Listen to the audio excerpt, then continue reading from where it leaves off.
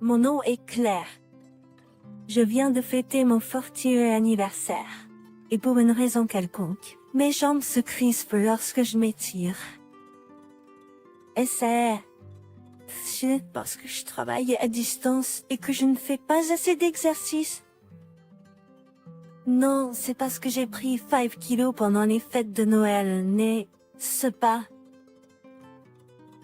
J'aurais dû demander à Saint-Nicolas de m'aider avec mon manque de volonté et ma tendance à procrastiner.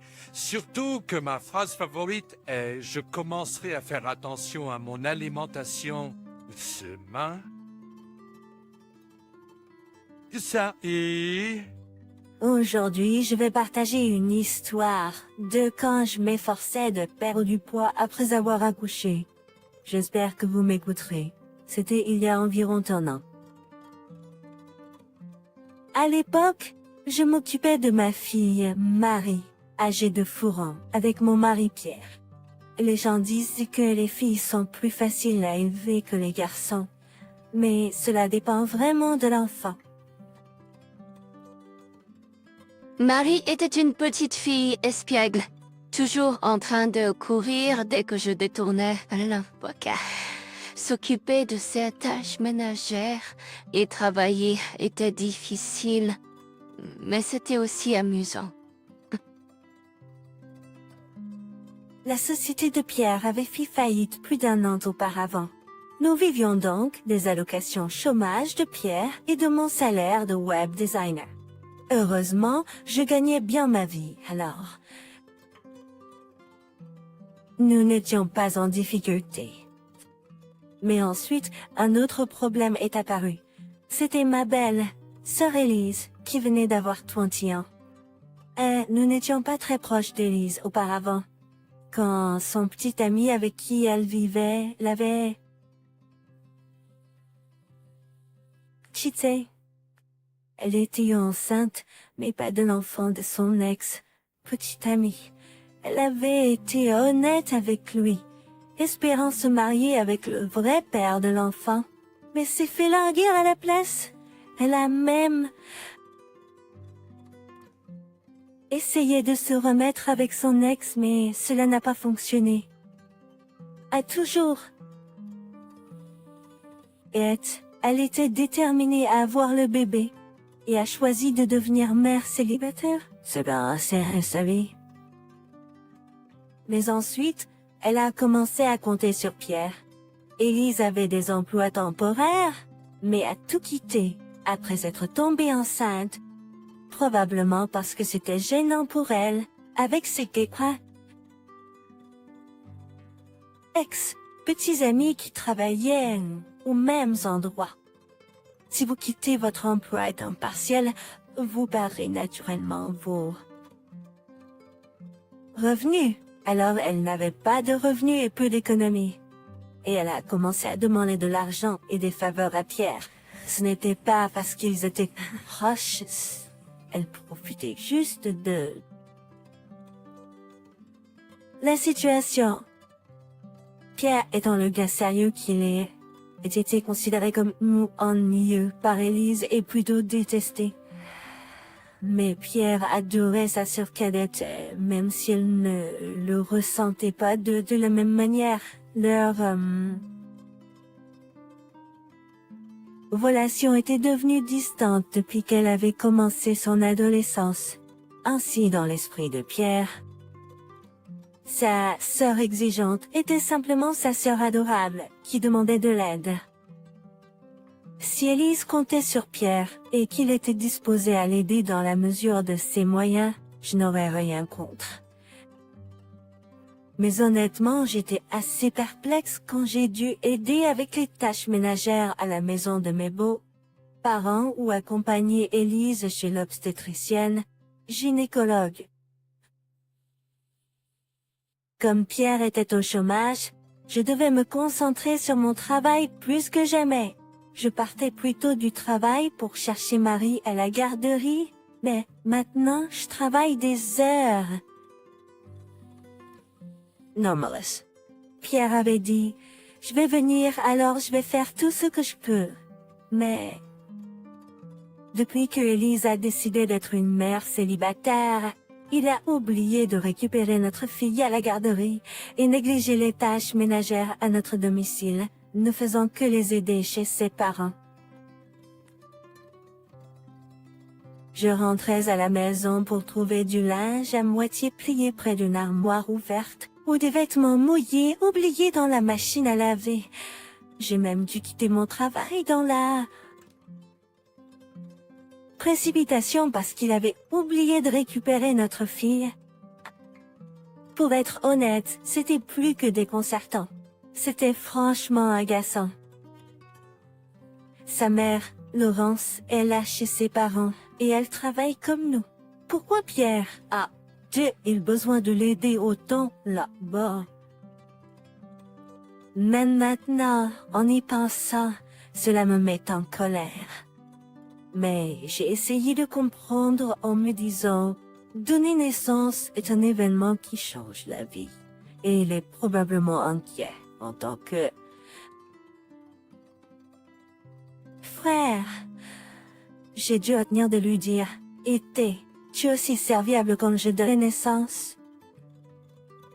Un peu plus tard, après qu'Élise soit retournée vivre avec ses parents, j'ai remarqué quelque chose.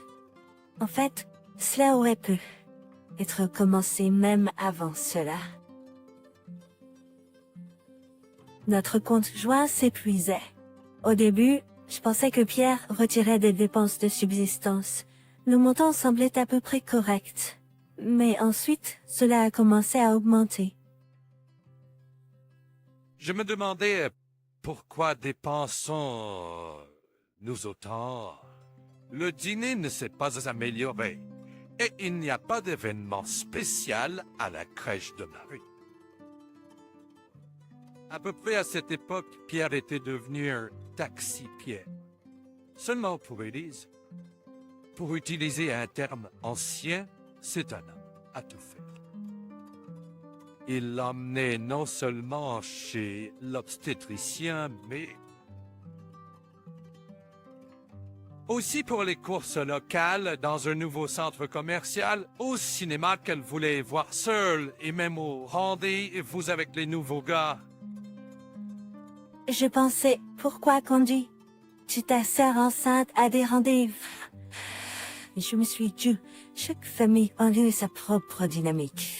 J'ai décidé de me taire, au moins, jusqu'à ce qu'Élise accouchera toute. Sécurité. C'est à ce moment-là que j'ai finalement compris d'où venait l'argent manquant. C'est à ce moment-là que j'ai finalement compris d'où venait l'argent manquant. Pierre l'avait volontairement donné à Élise. La plupart de l'argent sur notre compte joint provenait de mes revenus. Les allocations de chômage de Pierre étaient minimes. Ne prends pas de décision comme ça tout seul. Nous économisons cet argent pour l'avenir de Marie. Mais l'argent ne reviendra pas tout seul. Et ce que tu vas le remplacer. Parce que je veux économiser autant que possible pour Marie. Pierre s'exprimait avec un sourire narquois, comme s'il ne comprenait pas pourquoi je m'agaçais. Élise n'a pas d'éducation et elle sera mère célibataire. Il se répéta. N'essaye pas de me chercher des poux. Nous avons de l'argent, mais Élise n'en a pas, elle n'a pas d'éducation et elle sera mère célibataire. Pierre a toujours agi comme s'il était un mari et un frère sage et compréhensif. C'est de ta faute si tu n'as pas d'éducation. Bien sûr, tu n'as peut-être pas d'argent, mais je ne comprends pas pourquoi une autre famille devrait te soutenir. Je lui ai demandé qui a le temps de traîner avec des gars. Pourquoi tu ne trouves pas simplement un emploi, Pierre? Arrête de parler de toucher ça au chômage au maximum. Excuse, moi, ce n'est pas de ça qu'il s'agit. Quoi? Quelles sont elles? Ramène. Les articles ménagers sont corrects. mais apporte au moins les affaires de bébé. Ce sont des souvenirs de quand Marie est née. Au début, je suis resté sans voix face aux paroles brutales de Pierre. Je pensais qu'on pourrait réutiliser la poussette et la couverture pour bébé si on avait un deuxième enfant. Mais peu il a raison. Peut-être nous les réutiliserons, nous pas. C'est ce que je pensais. D'accord, signe ceci. Ce que j'ai sorti de mon sac était une demande de divorce. Il y a une semaine à peine, je l'avais impulsivement ramassé au bureau de la ville, fatigué de l'affection excessive de Pierre pour Élise. Je peux divorcer à tout moment. Nous avons un enfant, alors ce n'est pas qu'une question de moi. Refroidissant, non. 3 mois se sont écoulés depuis le divorce. Pendant le premier mois, j'ai eu des jours où j'ai pleuré en pensant, tout ça pour une chose si triviale. Mais maintenant, je l'ai complètement dépassé. J'ai fait le bon choix. En me débarrassant d'un mari sans emploi et obsédé par sa sœur, j'ai pensé. J'ai fait le bon choix en me débarrassant d'un mari sans emploi et obsédé par sa sœur, j'ai pensé. Puis, sans prévenir, Pierre m'a contacté sur mon téléphone portable. Il a dit qu'il voulait parler de la pension alimentaire pour la fille de Marie. Depuis que nous avions convenu qu'il augmenterait les paiements mensuels une fois qu'il avait trouvé un emploi, j'ai pensé qu'il avait peu être trouvé un travail et j'ai accepté de le rencontrer. Mais quand Pierre est arrivé au restaurant, il avait l'air terrible. Il portait un vieux t-shirt, des pantalons usés qui avaient avant l'air d'avoir perdu leur élastique et des tongs. Pierre devait vivre chez ses parents avec Élise et Laurence. Alors qu'est-ce qui s'est passé? Il ne ressemblait certainement pas à quelqu'un qui avait trouvé un emploi. Es-tu sérieux? J'ai demandé, surpris. Je l'ai quitté parce que je pensais qu'il était fou, mais cette fois, je ne pouvais pas m'empêcher de me demander. Et normal. Qui, dans son bon sens, vivrait avec son ex-mari? Ce n'est pas juste un peu fou, c'est très fou, je lui ai répondu. Qu'est-ce que tu veux dire? J'ai demandé. Désolé, chérie. Pourquoi? Aïe, je demandais perplexe. Ah, ça a du sens. Tout le monde jetterait un porte-monnaie qui ne fonctionne pas et...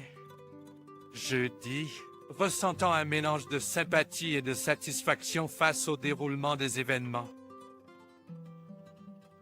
Mais pour moi, c'était tout à fait prévisible. Je n'ai jamais cru qu'il viendrait pleurer vers moi.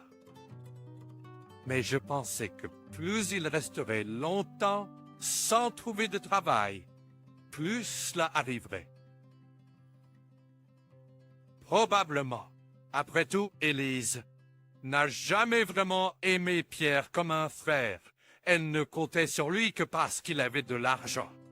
Pendant notre divorce, Pierre n'a pas trompé ou quoi que ce soit, alors je n'ai pas obtenu de pension alimentaire pour époux, juste une pension alimentaire pour enfants. Je voulais juste lui rendre la monnaie de sa pièce. Et c'est mon tour.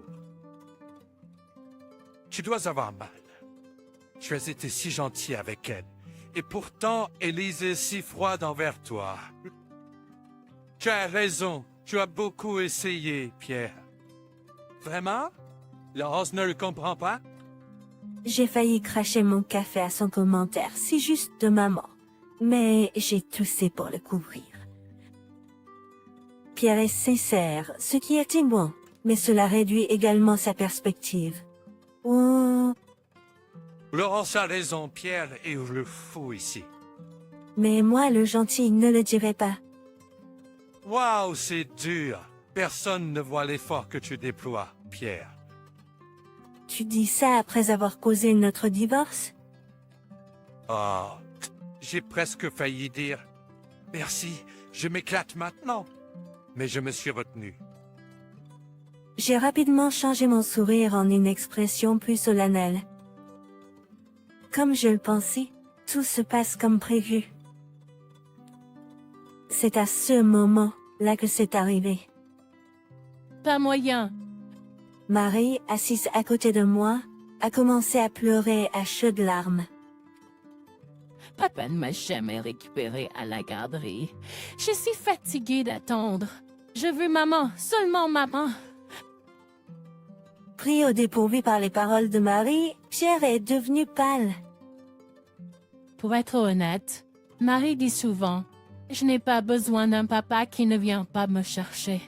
Alors je savais qu'elle résisterait si Pierre essayait de se réconcilier. C'est pourquoi je l'ai encouragé à envisager la réconciliation. Bien joué, Marie! C'est probablement plus difficile pour Pierre d'être rejeté par Marie que par moi.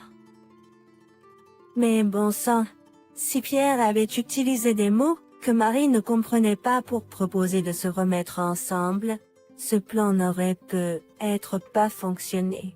C'était un pari, mais je suis heureux qu'il ait porté ses fruits. Je n'ai plus de papa. Et mon papa n'était pas comme ça. Tu n'es pas mon papa, dégoûtant. Je te déteste. Mon papa n'avait pas de laminaire plein la bouche. Dégoûtant. Apparemment, Michel voit la barbe négligée de Thomas comme de la varech. Cela a du sens s'il se rasait quand nous vivions ensemble. Ah, un homme méchant est ici. Il va m'emmener avec lui. J'ai pris la Michel pleurant dans mes bras et l'ai réconforté. Tel que Michel était dans mes bras, elle a arrêté de pleurer instantanément. Comme c'est merveilleux, cet enfant pourrait être une actrice un jour. Où était la bonne ambiance quand vous vous défouliez et que vous vous sentiez bien? Je faisais juste hocher la tête. Michel a failli être enlevé par une personne suspecte à cause de toi, alors je ne suis pas de bonne humeur. Oui? Ah oui. Je l'ai dit à Thomas, qui avait l'air sur le point d'exploser. Marie et Laurent sont tout entendus jusqu'à présent. J'ai sorti mon téléphone portable de ma poche droite, et naturellement, les yeux de Thomas étaient collés à celui-ci. Le nom d'Élise s'affichait à l'écran. Tu ne t'es pas rendu compte que je manipulais mon téléphone pendant que tu parlais? J'ai appelé le téléphone d'Élise et l'ai laissé allumé, rangeant mon téléphone dans ma poche de poitrine. Donc, toutes les mauvaises choses que tu as dites sur Rebecca et Lynn ont été entendues au téléphone. Tout va bien? Tu as dit beaucoup de choses sur Élise et les autres, comme quoi elles ne voient pas les choses clairement et tombent amoureuses de Rebecca. Thomas est devenu pâle à mes paroles. Juste à ce moment, la voix de Rebecca s'est fait entendre au téléphone, en train de réprimander Thomas. Ça suffit. Je l'ai rapidement passé en mode parleur et demandé « Ah, Rebecca, tu t'es entendu? » C'était clair. Vraiment, quel frère inutile. Ne te montre plus jamais. Je t'ai élevé toi et Rebecca mieux que ça. Peut-être il temps de m'éloigner de toi pour cultiver cette insight que tu prétends avoir. Peut-être, mais tu l'as fait volontairement. C'est de ta responsabilité. Si tu veux te plaindre, tu ne devrais pas l'avoir fait. C'est irresponsable. Eh bien, il semble qu'il ne peut pas retourner chez ses parents, et je suis son dernier espoir en tant qu'homme sans emploi. Le mariage n'est pas quelque chose que l'on peut facilement révoquer comme nos fournitures du pour bébé ne reviendront pas de Rebecca, tu as perdu non seulement ton mariage, mais aussi ta maison familiale. Peut-être que cela t'apprendra à être plus conscient de ton environnement. Thomas a baissé la tête en silence, semblant enfin réaliser la gravité de ce qu'il avait perdu et de ce qu'il avait fait. Avance rapide de ton nom. Élise a choisi le chemin de la mère célibataire et a échoué dans 2 mariages. Pierre, après une longue période de chômage, a été repris dans la maison de ses parents. Laurence a finalement trouvé un emploi, mais a été manipulée par Élise à nouveau lorsqu'elle est revenue à la maison après son 2e mariage raté. Il est une cause perdue, incurable. Maintenant, la plupart de son salaire par une pension alimentaire pour Sidney. Moi et les contributions à Élise et ses enfants. Il ne travaille pas pour une grande entreprise et son salaire net est petit. Il ne peut pas économiser d'argent. Alors nous reverrons peu être sérieux. Thomas est épuisé bientôt. Je suis heureuse d'avoir divorcé de lui. Comme je l'ai dit, il est incurable. Quant à moi, Marie a un peu grandi et les fortes fièvres soudaines qu'elle avait diminué, ce qui me permet de travailler plus énergiquement. Grâce à cela, j'ai atteint un poste de direction dans mon travail. C'est difficile pour les femmes au foyer de gravir les échelons de la carrière, et même si elles le font, le contrôle est sévère juste parce qu'elles sont des femmes. Donc ma progression de carrière est considérée comme exceptionnelle. C'était difficile, mais je suis heureux d'avoir persévéré dans les tâches ménagères, les soins aux enfants et mon travail. À partir de maintenant, le plan est de vivre la vie sans oublier de sourire. Juste Marie et moi,